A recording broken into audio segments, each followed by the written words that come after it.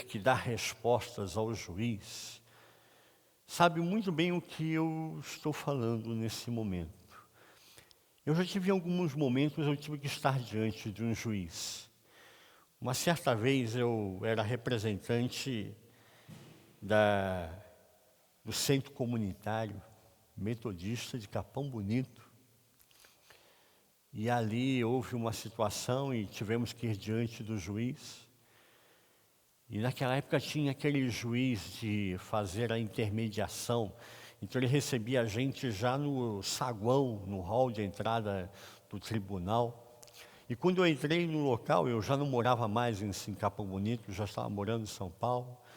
E quando eu entrei no saguão, o juiz me viu, veio, me abraçou. Pastor Richard, o que o senhor está fazendo aqui? Aí eu vim para uma audiência aí. Audiência? Quem teve o sacrilégio de colocar o senhor em juízo? Falei, não, calma, não sou eu não, é o Centro Metodista que entrou numa situação e eu vim aqui defender, né, o Centro Comunitário como presidente da entidade. E vou representar eles aqui. E ele começou a conversar comigo e tal. E nisso chega a outra parte que estava acusando a gente, com o advogado, né, e tudo. Quando a outra parte me viu, começou a chorar.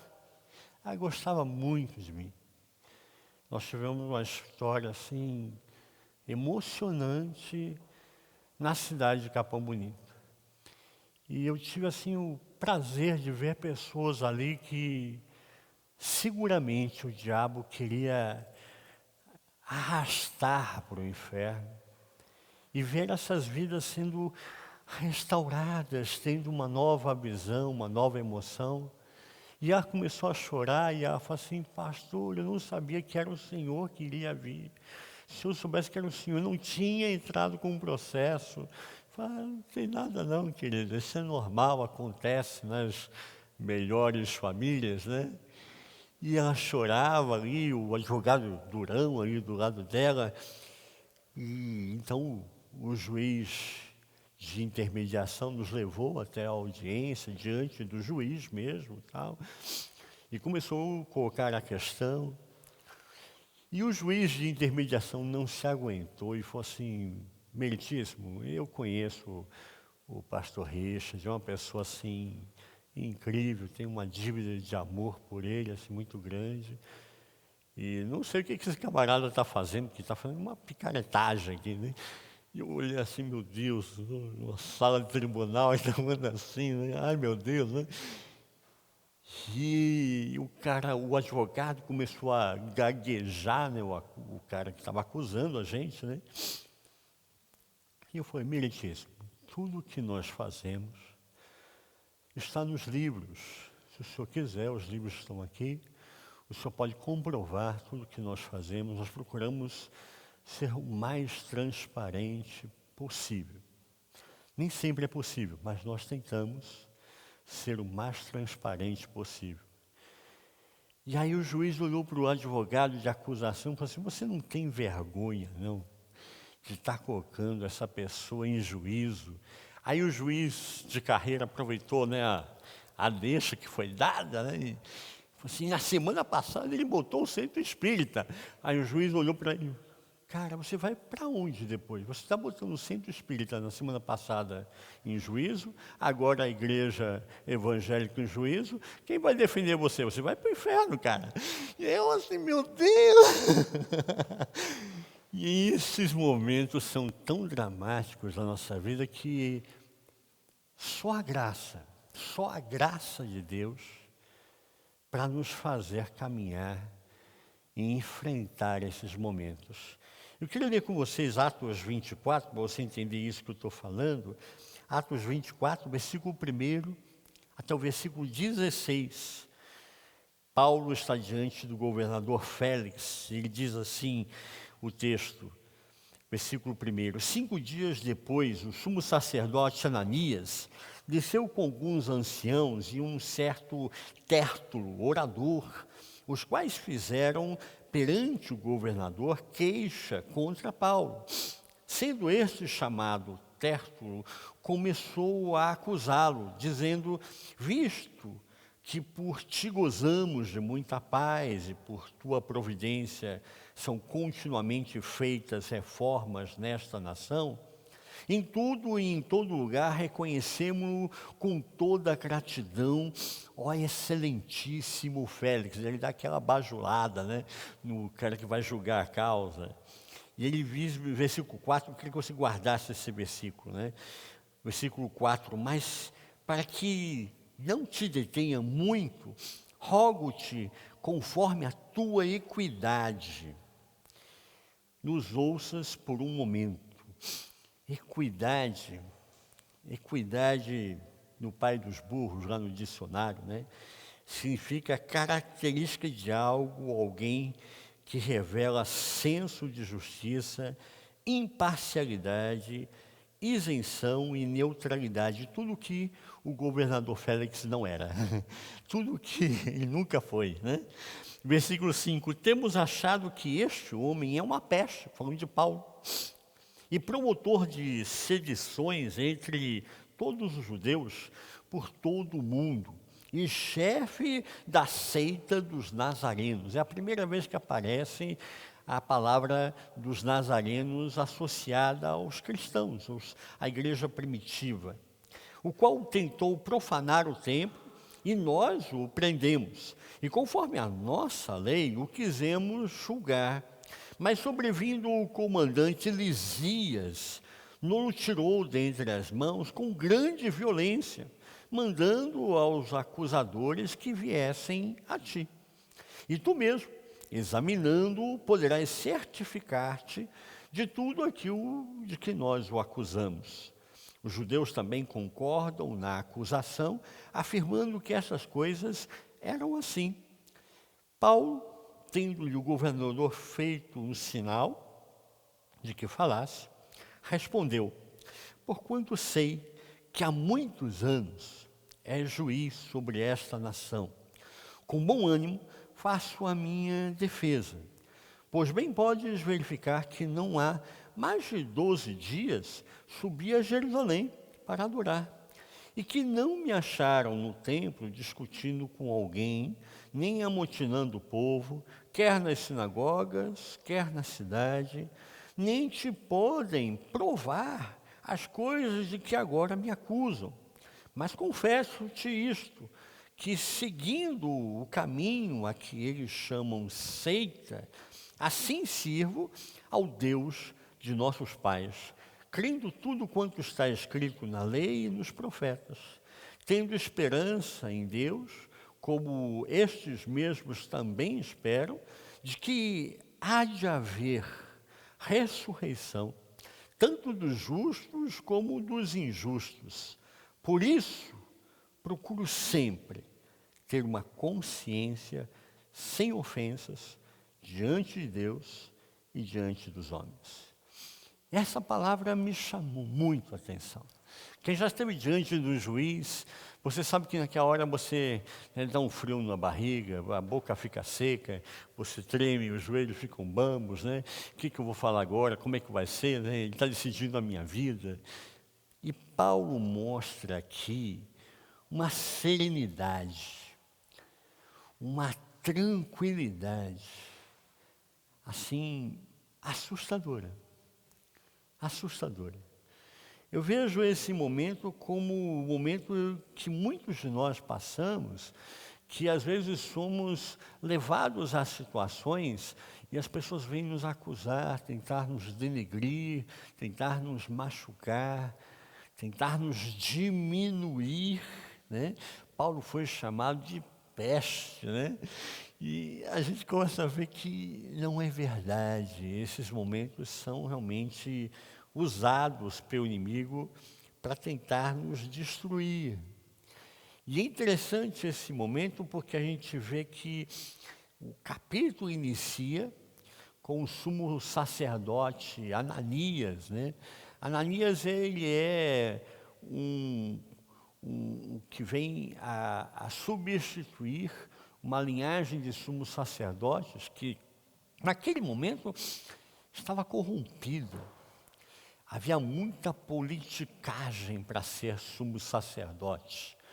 E a gente pode pensar O que isso significa em muitos graus, em muitas instâncias onde existe uma autoridade, sempre existe muita politicagem para a pessoa se colocar numa posição de destaque.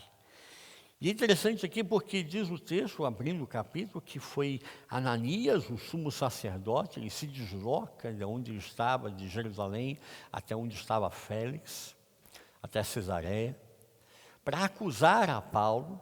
Ele leva também, em segundo lugar aqui, Tértulo. Né? Tértulo é colocado aqui como um orador. Ele não é só um orador, né? Tértulo é um advogado de acusação. Tértulo é um cara que está acostumado a lidar com as leis romanas.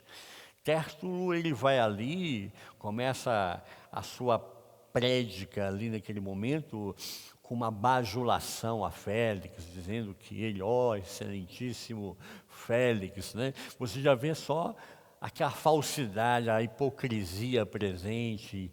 E interessantemente, porque ele leva a Tértulo, leva os anciãos para fazer coro, para fazer pressão naquele momento diante do governador Félix. Félix, ele foi um dos governadores levantados como um governador de uma ferocidade muito grande.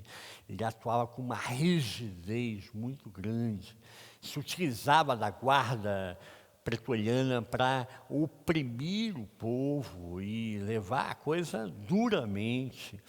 E muitas vezes ele é questionado, os judeus ali, os sacerdotes, o sinédrio, o sumo sacerdote, sempre ali questionando Félix. Você vai ver o final do capítulo que eles tanto criaram confusão para Félix, que Félix foi retirado da Cesareia, foi chamado de volta a Roma, e foi substituído por outro camarada, né? Então você vê que a política não muda, né? A gente está no século XXI, olha para o que está acontecendo hoje e pensa que só acontece agora. Não, isso é velho, né?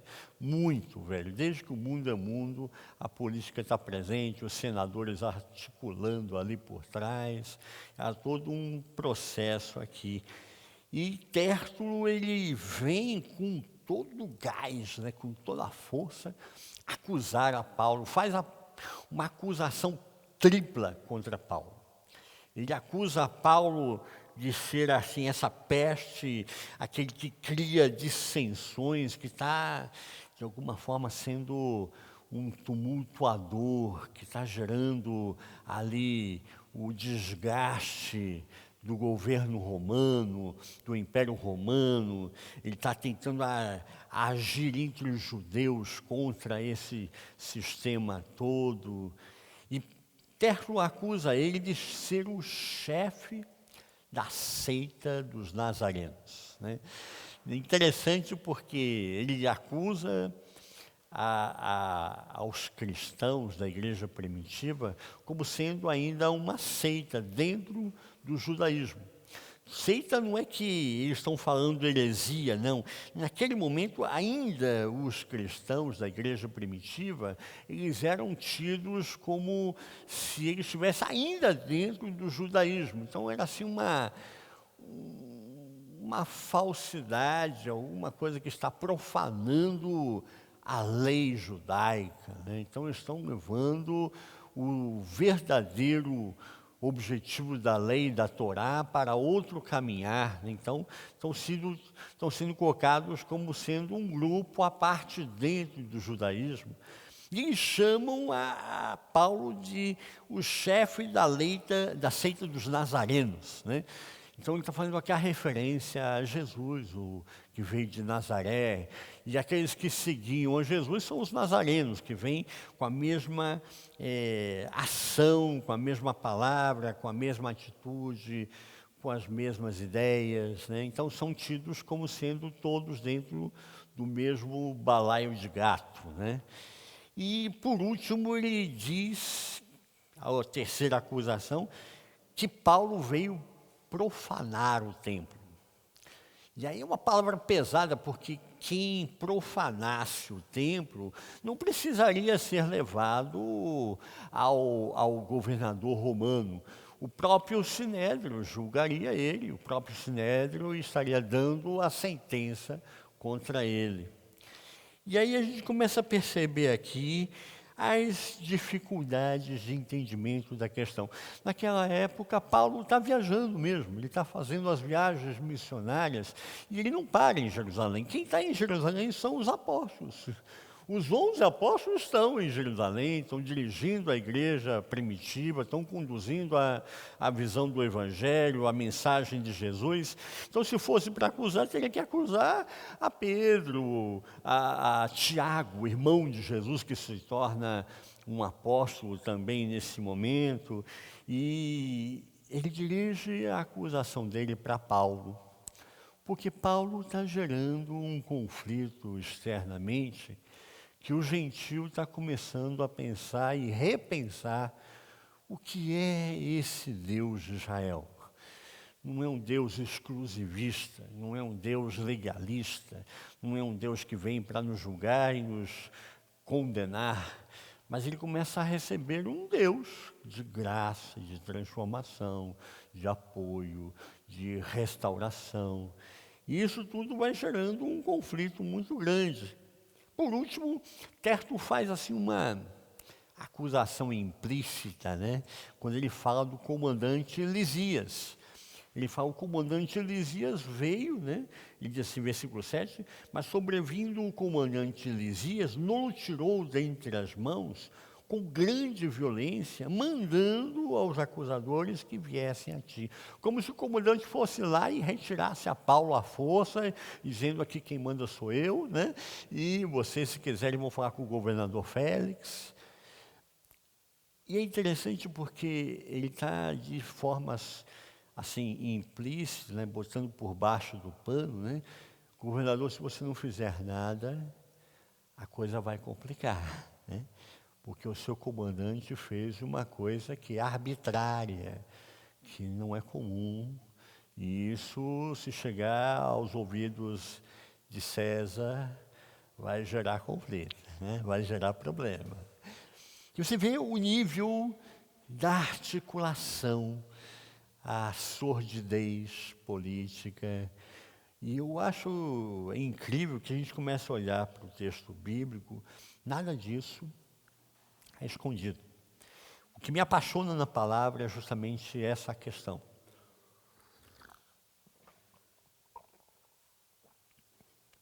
A palavra, ela vem mostrar para mim e para você, como um espelho, a realidade humana, a realidade do ser humano. O quanto nós precisamos ainda mudar. A gente pensa assim, isso na época de Jesus, 2000 anos passaram, mas a sociedade não melhorou em nada. A ciência melhorou, algumas coisas na geografia, na geopolítica mudaram, mas a sociedade, a forma de lidar, continua sempre a mesma coisa. E aí você vê que o homem ainda precisa crescer muito.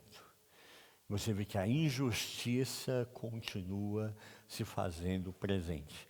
É um jogo de poderosos tentando jogar os dados e nós, povo, no meio desse grupo, somos muitas vezes, né, colocados como sem voto, sem fala, sem como reagir diante de algumas injustiças. E o que acontece nesse momento? Para nossa surpresa, o governador faz um sinal para Paulo, e Paulo começa a falar com uma naturalidade, uma tranquilidade, que nos chama a atenção. Paulo fala com simplicidade, fala com calma, com serenidade, e fala com uma autoridade que o próprio governador agora começa a ser impactado. E a gente começa a ver então que nesses momentos, o quanto faz diferença nós andarmos com Jesus. Andar com Jesus é o que vai fazer diferença quando eu e você passamos por situações agudas, de dor aguda, de situação aguda. E são nesses momentos agudos que vai se caracterizar quem anda com Jesus, quem caminha com Jesus e quem está indo à igreja, quem está seguindo uma religiosidade, uma onda, né, uma ideia, né, está se aproveitando de uma ideologia, de um momento. E eu vejo aqui na atitude de Paulo, o que me chamou a atitude de Paulo, é a atitude dele de serenidade, de tranquilidade, de lidar com uma situação que a sua cabeça está em jogo. E Paulo, ele não veio de uma igreja evangélica, de uma família evangélica, não nasceu num lar evangélico, né?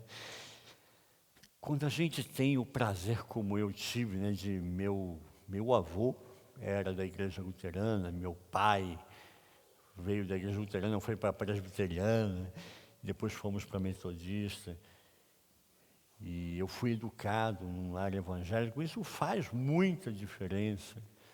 Mesmo quando eu quis me desviar do caminho de Deus, entrei para a Marinha com 14 anos de idade, andava com um revólver na cintura, dirigia carro para cima e para baixo sem carta, né, como militar, né, achando que era grande coisa, né.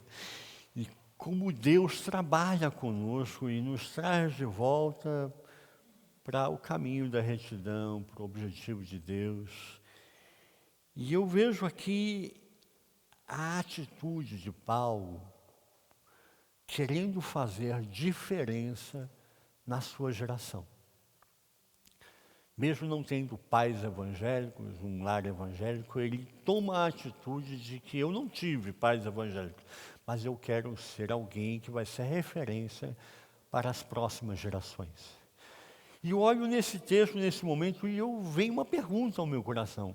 O que eu e você estamos fazendo hoje? Como eu e você queremos ser lembrados? Como você quer ser lembrado? Como você deseja ser lembrado no seu futuro? Qual é a decisão que você toma hoje para ser lembrado amanhã? Paulo tomou a decisão de ser um homem de Deus e ser conhecido somente por ser um homem de Deus. É lindo esse momento porque Paulo começa a contar da sua experiência com Deus. E ele mostra para mim e para você que Deus está construindo em mim, em você, a cada dia, esse andar, esse caminhar com Deus. A primeira coisa que me salta aos olhos aqui no versículo 10, diz que Paulo, tendo-lhe o governador feito um sinal que falasse, respondeu: porquanto sei que há muitos anos é juiz sobre esta nação, com bom ânimo faço a minha defesa. Paulo fala de bom ânimo, começa a sua defesa falando de bom ânimo. Ele tem paz, ele tem condições de se expressar nesse momento, porque algo lhe dá ânimo, lhe fortalece, lhe sustenta para ele articular e se defender dessa acusação que foi chamada de peste, né? E ele começa a sua defesa nesse sentido. E aqui eu vejo que Deus precisa trabalhar comigo e com você, e no andar com Deus é que nós aprendemos a lidar com o nosso coração, com os nossos sentimentos, com as nossas emoções, com as nossas reações diante de momentos agudos, momentos que nos fragilizam. Todas as coisas estavam tramando nesse momento para afetar as emoções de Paulo. E Paulo fala de bom ânimo, começando a sua defesa, mostrando nesse momento maturidade, segurança em Deus. Quantos momentos eu e você somos chocados, somos quase que esmagados diante de algumas situações. E são nesses momentos que nós precisamos ter maturidade, segurança. Segurarmos, né, como diz o pessoal, né, segurar a onda, segurar as emoções e continuar com calma, com sabedoria, prevalecendo no Senhor. Eu vejo que cada vez mais essa ação precisa estar presente na minha, na sua vida, como igreja do Senhor. A partir do momento que nós envelhecemos, a gente começa a olhar para algumas situações e a tendência natural é da pessoa ir esfriando, porque ela vai sendo machucada, retalhada, acusada, e a acusação gera na vida, no coração dessa pessoa, a frieza. Muitas vezes,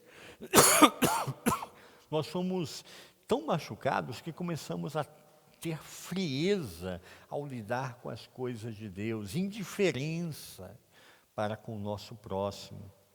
E Paulo aqui está mostrando para mim e para você o que é ter um coração limpo. O que é caminhar com Deus. Quem caminha com Deus tem uma atitude diferente, mesmo no momento em que é confrontado. Perdão pela tosse.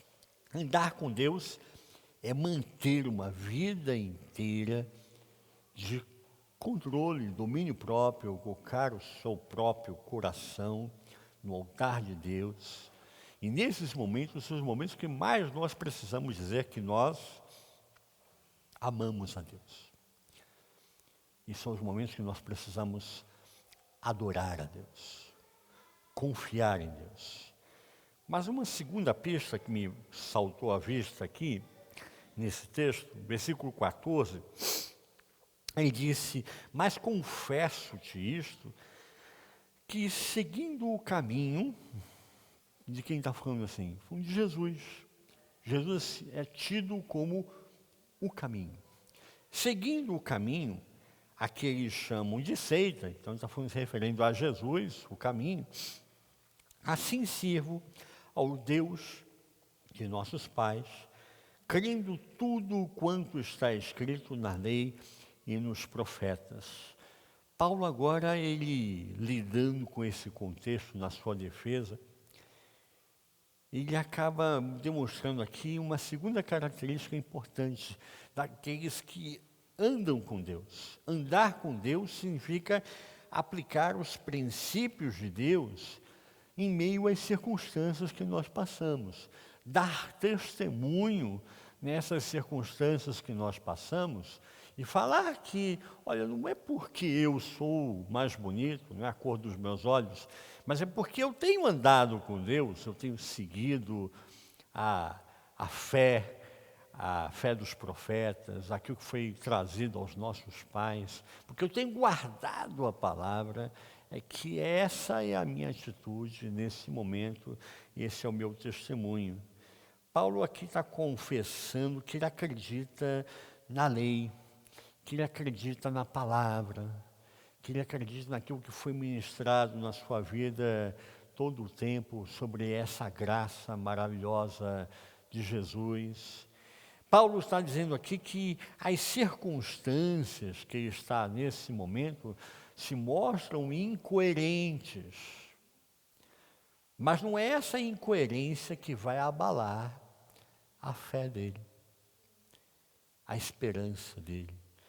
Ele fala aqui sobre esperança, versículo 15, tendo esperança em Deus, como estes mesmos também esperam.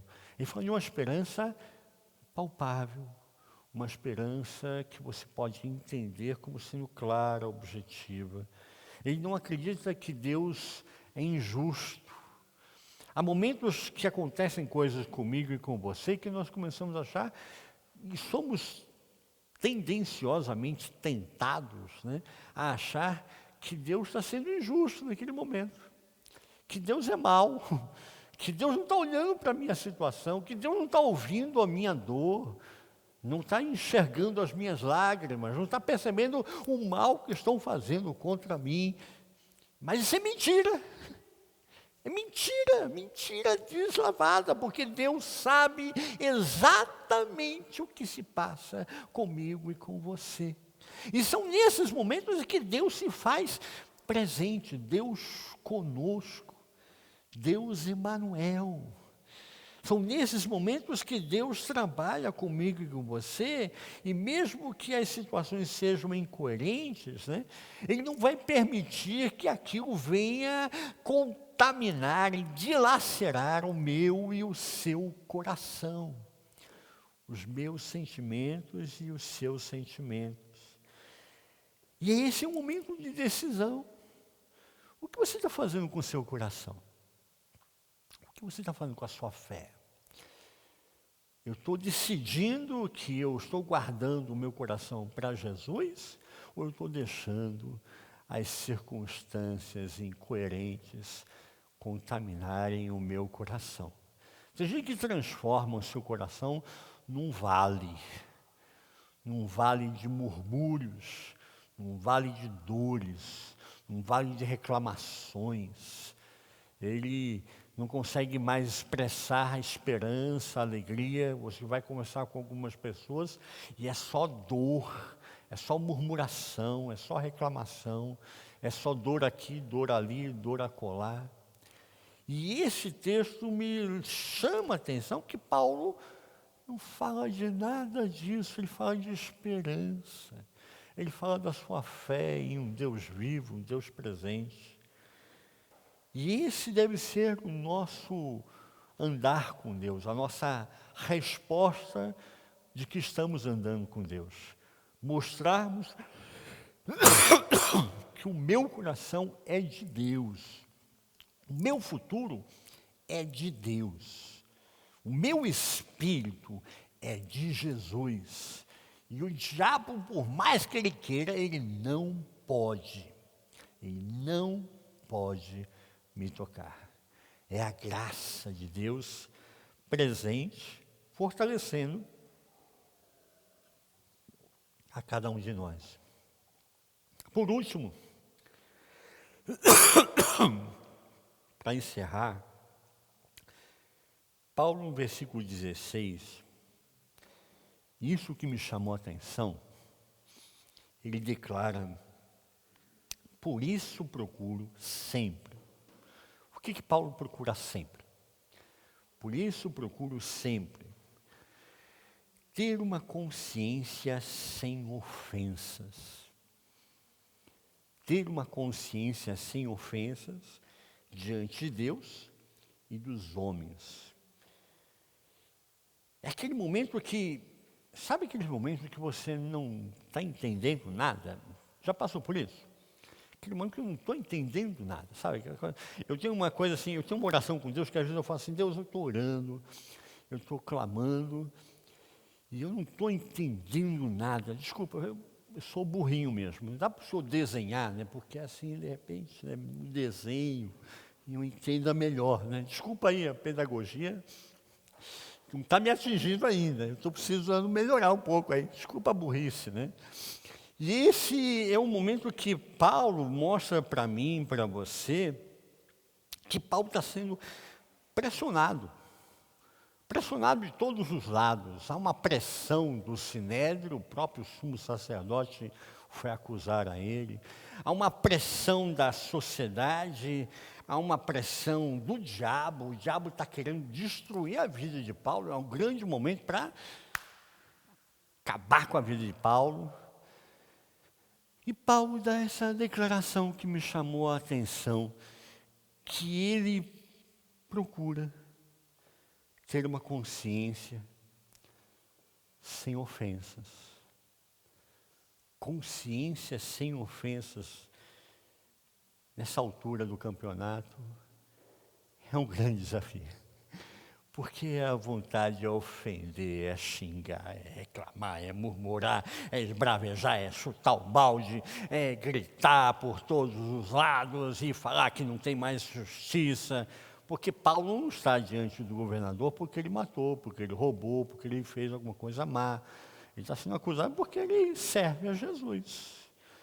E quantas vezes eu já ouvi muito crente falar isso: poxa, eu sou crente, eu vou à igreja, eu dou o dízimo, né? Como se isso fosse tipo talismã, né? Que você dá o dízimo, vai na igreja e você procura servir a Jesus, então o mal não vai chegar na sua casa. Isso é superstição, né? Lógico que o diabo vai tentar de todas as formas atacar a mim e a você. Mas o que me chamou a atenção aqui é que Paulo, nesse momento, começa a mostrar serenidade, dizendo sobre ter uma consciência sem ofensas diante de Deus, que é um desafio. Muita gente, nesse momento, se volta contra Deus, começa a acusar a Deus e dizer que Deus não está ouvindo a sua oração, que Deus não está vendo o seu problema, que Deus não está atendendo a sua dificuldade, que Deus não está se importando com ele. E Deus está dizendo assim: meu filho, eu estou vendo tudo e estou agindo. Age você também, cara. Dá aí os seus pulos, confia em mim, segue em frente. Não estou aqui de braço fechado, não, de braço cruzado, não. Estou agindo, estou cuidando. E é interessante porque ele fala assim: uma consciência sem ofensa diante de Deus e dos homens. Aí dos homens eu acho que é mais difícil ainda, né? Porque dos homens, eu acho que nesse momento, vamos falar sério aqui, né? Eu acho que Paulo tinha vontade de mandar o sumo sacerdote para aquele lugar, né? Catar coquinho, né? Não é? É aquela coisa que, pô, os caras vieram aqui para me destruir, não é possível. Diante dos homens, eu acho que ainda é mais difícil ainda. E Paulo mantendo a sua consciência sem ofensas. Esse é o desafio de quem anda com Deus. Quem anda com Deus não sai retrucando, buscando vingança e buscando destruir o outro.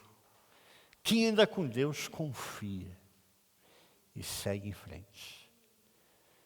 Enquanto a banda passa, os cachorros latem. E é essa a visão que a gente tem que ter nesse momento. Deixa os cachorros latirem, que eles latam bastante, porque eu estou passando e eu vou prevalecer. E essa é a mensagem que eu vejo Paulo passar a mim, a você e ao governador Félix nesse momento. Tanto que Félix ouve tudo aquilo e fala assim: eu não tenho que acusar esse homem. Isso não é motivo para eu levá-lo diante de um tribunal e acusá-lo de nada. E eu vejo aqui que esse é o nosso desafio hoje, como homens de Deus, como mulheres de Deus, como igreja do Senhor. Hoje é dia de ceia e a gente deve guardar o nosso coração, guardar as nossas emoções. O texto de Lucas, capítulo 6, versículo 45, diz assim: o homem bom, do bom tesouro do seu coração, tira o bem. O homem mau, do seu mau tesouro, tira o mal. Pois do que há em abundância no coração, disso fala a boca. O que sua boca está falando? O que você está falando com a boca? Aí é o grande desafio. O que você está falando no seu quarto, em casa, quando você vê a injustiça? Eu disse aqui na abertura, falando do Salmo, né? Que nós não somos idiotas, mas nós temos que saber guardar a nossa boca. Guardar aquilo que nós estamos falando. Guardar as nossas emoções. Encher o nosso coração com a palavra de Deus, para que nesses momentos o que vai sair não é o retrucar, não é a vingança, não é a raiva, mas eu tenho guardado o meu coração sem ofensas. Esse é um desafio. Eu posso não concordar com a pessoa, discordar dela, mas eu não preciso ofender a ninguém. Por isso que eu falo, o cristão, o crente, hoje não é idiota. Tem muita coisa que eu não concordo. Eu não sou idiota. Eu estou vendo que está errado. Mas eu não vou partir para a agressão. Eu vou denunciar o que está errado. Eu vou expressar que eu tenho uma opinião, eu tenho uma vontade própria, eu tenho um pensamento, eu esclareço qual é o meu ponto de vista, sem ofender, sem denegrir ninguém. É o momento de nós aplicarmos os princípios de Deus para essas circunstâncias. Aprendermos nesse momento que a gente tem que confiar em Deus. Paulo fala que confiou na lei, nos profetas. E isso é que leva ele a estar diante do governador Félix, falando com tranquilidade, porque ele confia na lei, nos profetas, na palavra de Deus. E por último, o maior desafio, manter a consciência limpa. Manter a nossa consciência limpa. Olha, me atacaram, tentaram me ferir, tentaram me destruir, mas eu estou aqui. O problema é deles. Se eles me odeiam, que Deus abençoe a vida deles, porque eu vou continuar em frente, em nome do Senhor Jesus. E essa deve ser a nossa postura. O texto, versículo 22, diz que Félix, porém, que era bem informado a respeito do caminho. Então agora a gente vê que Félix agora começa a conhecer o que é aquilo que Paulo está expressando. Impactou o coração de Félix. Félix depois chama a esposa e chama Paulo novamente para conversar. E ele é impactado pela palavra, por aquilo que é o caminho. Eu e você somos chamados aqueles que seguem o caminho. Então as pessoas têm que olhar para mim, para você, e serem impactadas. E falar assim, esse é diferente, ele segue o caminho. Eu preciso dar acertada na minha vida e fazer o mesmo. Seguir o caminho, seguir a Jesus. E eu vejo que essa deve ser a nossa maior posição como homens e mulheres de Deus. Andar com Deus e expressar na nossa existência o que nós acreditamos, em quem nós confiamos. Recebamos a bênção do Senhor, que a bênção do Jeová Tsidkenu, do Senhor da justiça, do justo juiz, seja sobre a sua vida essa noite. Seja sobre a sua casa, seja sobre os seus familiares. Que a bênção do Senhor Jesus, nosso advogado, que jamais perdeu uma causa, e a doce e a confortadora consolação do Espírito Santo, que nos ajuda a guardarmos o nosso coração sem ofensas, seja contigo essa noite, seja com todo o povo de Deus espalhado sobre a face da terra, hoje e para todo sempre. Amém. Amém. Dá um joinha para o seu irmão aí ao seu lado. Você que nos assistiu pela internet, Deus te abençoe tremendamente. Tenha uma boa semana com Cristo Jesus. Que o Senhor te guarde, te sustente, te proteja e faça muito mais em Cristo Jesus. Deus te abençoe. Boa semana.